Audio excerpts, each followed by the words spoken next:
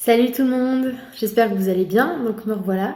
Aujourd'hui je vais parler des conséquences sociales de notre vie engendrées par la maladie. Donc comme quoi la maladie nous pose des problèmes sociaux et rend la vie difficile auprès des autres et dans cette société. On nous demande tout le temps des papiers, il faut tout le temps savoir répondre ce qu'on veut. Les travaux sont de plus en plus speed dans les restaurations, dans les petits jobs pour étudiants, dans les caissiers au Carrefour ou quelque chose, il faut toujours de la rentabilité. Et pour ça, pour nous, pour beaucoup, ça peut provoquer des crises d'angoisse, ça m'a déjà fait au travail.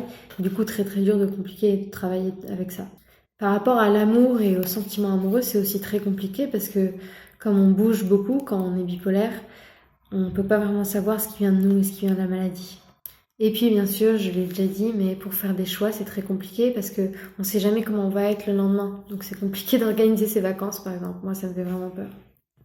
Il faut savoir que un des pas super pouvoirs de la bipolarité, ou en tout cas de la cyclothymie, de ce que je sais, peut générer des phobies sociales, par exemple. On peut être agoraphobe ou ne plus pouvoir sortir de chez soi.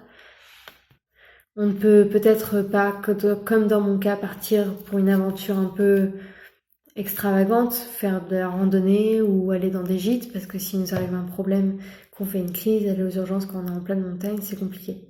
Bon, je pense qu'il y en a très bien qui se débrouillent et qui arrivent à bien vivre leur vie, mais pour les gens comme moi qui cherchent à se stabiliser, je trouve que ça pèse vraiment sur ma vie sociale, cette maladie. Donc, quelques petits conseils. Déjà, prévenez vos amis proches, même si c'est possible tous vos amis, les gens en qui vous avez confiance, entourez-vous de gens en qui vous avez confiance pour leur expliquer que si vous êtes tendu, si vous êtes irritable, c'est pas de votre faute, c'est à cause d'une phase. Croyez qu'il existe des structures aussi pour nous.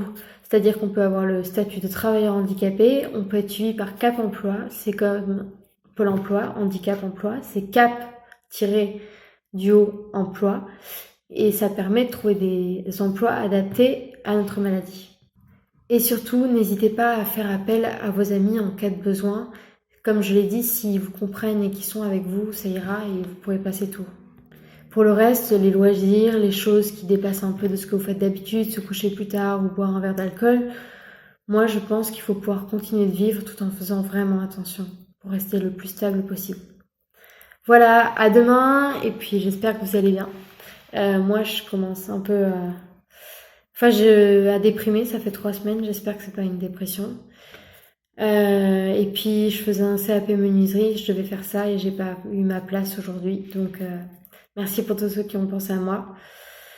Je suis comme vous, en galère pour beaucoup, je cherche mon boulot et on verra bien ce que ça donne.